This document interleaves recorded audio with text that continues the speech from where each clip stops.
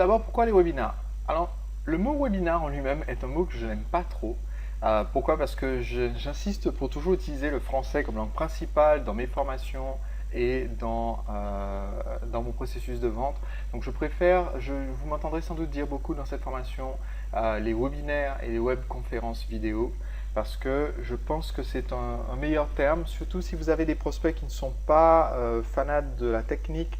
En francophonie, on n'est pas très très fort avec les mots anglais, on n'est pas très fort avec les systèmes en anglais. Donc je vous recommande vivement de plutôt partir sur un a priori que vous allez communiquer en français avec des mots clés en français. Il y a 4 bonnes raisons pour moi de passer à l'utilisation des webinars et de l'ajouter à votre processus de vente actuel. Premièrement, parce que c'est un outil de vente qui est formidable. Ça reproduit l'effet de la vente en direct. Le webinar vous permet d'avoir des prospects qui vont vous donner leurs objections en temps réel dans les interfaces de questions ou de chat. Ça vous permet donc d'être sûr que vous êtes toujours orienté vers la vente. En même temps, utilisant les techniques que je vais vous donner, ça permet aussi d'éviter que une question mal ciblée perturbe tout le groupe. Je vais donner un exemple. Donc, ça reproduit l'effet de la vente en direct et ça l'améliore. Pourquoi? Parce que j'ai par exemple déjà beaucoup vendu en séminaire. Donc, vous êtes sur une scène, vous avez devant vous 80, 100, 200 personnes et vous leur proposez à la fin un produit. Qu'est-ce qui se passe? C'est que vous ne pouvez pas réellement prendre des questions pendant que vous faites votre présentation, donc vous ne pouvez pas réellement recueillir les objections, etc. Parce que si une personne pose une question embêtante, ça gêne la vente aux 100 autres qui sont dans la salle. Et dans un webinar, on n'a pas cet effet-là. Pourquoi? Parce que les questions, si vous utilisez ce que je vais vous recommander comme système, non pas, je ne parle pas du choix d'une solution technique, je parle surtout du choix ici de son paramétrage, quelle que soit la solution que vous utilisez. Je fais en sorte que les participants me posent leurs questions de façon privée et que moi je puisse répondre de façon publique. Autrement dit, sur ma webconférence, il n'y a pas un chat ou un forum, il y a plutôt une interface de questions. Donc chaque participant, quand il me pose la question, c'est une communication un à un avec moi. Et quand je réponds, par contre, je peux choisir donc de répondre soit par texte à cette personne, soit de vive voix à l'ensemble. Ça vous permet d'éviter qu'il y ait une personne qui lève la main et qui dise oui, ben justement, j'ai acheté votre autre produit l'année dernière et les DVD, il y avait une rayure dessus, qu'est-ce que vous faites pour éviter que ce soit rayé? Et là, du coup, il y a tout le monde qui se dit ah ben zut, si les DVD sont rayés, on va pas les commander. Donc c'est une question de SAV. Si c'est une question comme ça, vous pouvez répondre directement à cette personne-là. Donc c'est un avantage par rapport à la vente en direct de groupe et c'est un avantage par rapport à la vente en direct en face à face. Parce que si vous vendiez à une seule personne, maintenant vous avez le pouvoir de prendre cette présentation, de la présenter via un webinar à 10, 100 ou 1000 personnes simultanément. Pourquoi est-ce que je dis quand même que vous pouvez le présenter à 10 personnes? C'est parce que si jamais vous travaillez actuellement dans du B2B, vous vendez du service et que dans votre service en B2B, vous vendez à un cadre, vous parlez à un cadre, vous parlez à un gérant d'entreprise, et bien maintenant avec les webinars, vous pouvez avoir une dizaine de personnes connectées et donc multiplier l'impact que vous avez. Pas besoin d'en avoir des milliers, rien que le fait d'en avoir 10 vous permet quand même d'utiliser votre temps de vente une fois, votre temps de démonstration une fois, et d'augmenter les chances d'achat derrière, et surtout d'augmenter votre gamme de contacts, c'est-à-dire que si avant votre agenda était plein de rendez-vous avec une personne à la fois, et que là vous le remplissez de rendez-vous avec 10 personnes à la fois, même si vous ne vendez pas à tout le monde, même si votre taux de réussite baisse sur le global, ça vous permet d'augmenter 10 fois le volume. Donc même si vous divisez par 2 votre taux de conversion, on va dire, vous avez 5 fois plus de ventes. Le deuxième effet intéressant d'un webinar, et c'est quelque chose dont on va reparler tout à l'heure parce qu'on va parler de la préparation de vos présentations, c'est que ça vous permet une préparation parfaite. Alors, il y a différentes écoles, et j'ai déjà utilisé les deux techniques. Il y a différentes écoles de la préparation de webinar. Certaines personnes vont faire du webinar en direct, c'est ce que moi je fais. L'avantage du webinar en direct donc étant de pouvoir inclure les réponses des gens en direct dans les questionnaires. Aussi, ça nécessite une bonne capacité d'adaptation, une bonne capacité d'improvisation, mais c'est une corde intéressante à avoir à votre arc que de pouvoir le faire en direct. D'autres préfèrent organiser leur webinar en pré-enregistrement. Autrement dit, ils font la présentation dans un studio, on va dire, à leur bureau. Ils pré-enregistrent tout et après ils diffusent la vidéo. C'est une approche qui est aussi intéressante parce que l'avantage, c'est que ça vous permet d'avoir tout parfaitement comme vous le voulez, parce que vous pouvez toujours retoucher la vidéo, éditer la vidéo, enlever des choses. Quel est l'avantage de le faire en direct ou de le faire en pré-enregistrement? Premièrement, pré-enregistrement. Gros avantage, ça va être parfaitement comme vous le voulez. Gros désavantage, il n'y a pas l'interaction, la même interaction avec vos prospects. Vous pouvez encore interagir avec les prospects par écrit cependant, si vous utilisez des systèmes comme je disais, où les gens peuvent poser des questions. Donc du coup, il n'y aura plus moyen de répondre à tout le monde de vive voix. Mais vous pouvez prévoir un certain nombre de questions dont vous savez qu'elles seront sans doute posées et y répondre. Alors, ne faisons pas dans le mensonge non plus. Vous n'allez pas dire et donc Georges me pose telle question alors qu'il n'y a aucun Georges connecté. Vous êtes tout seul dans votre bureau après enregistrer. Par contre, vous pouvez dire une question qu'on me pose souvent et comme ça vous restez intègre et vous restez vrai. Pour moi, et je pense que c'est aussi le cas pour un certain nombre de personnes qui suivent cette formation, il y a le risque si vous préparez à l'avance. Donc, quand je parle de préparation parfaite, comme je disais, je parle de préparer le direct ou carrément préenregistrer.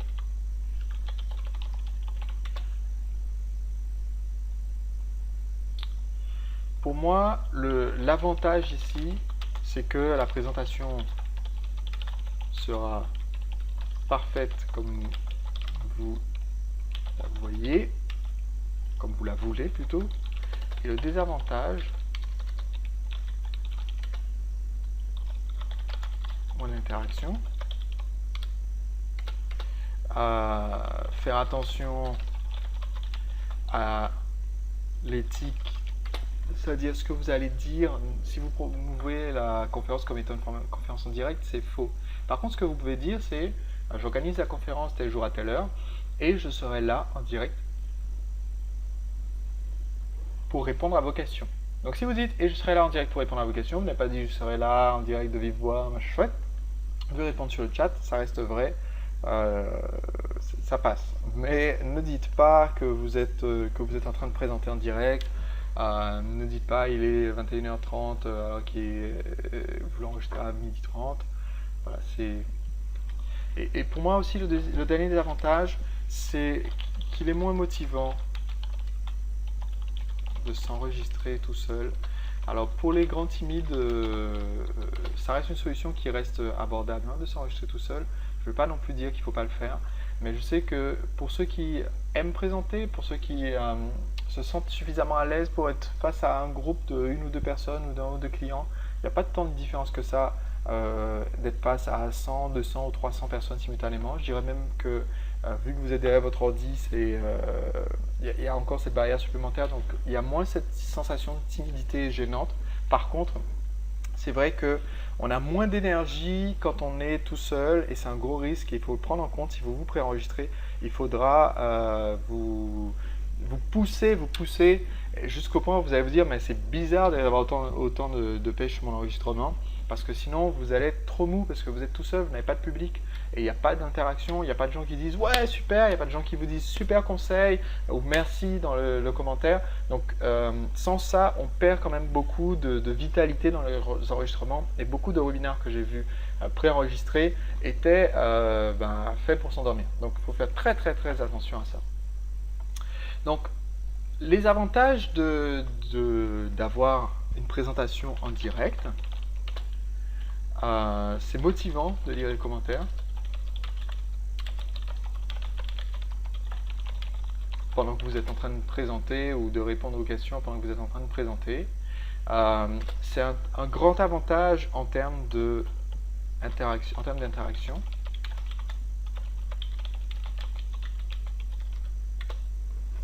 Il faut savoir qu'en moyenne, un webinar présenté en direct avec une réponse des questions en direct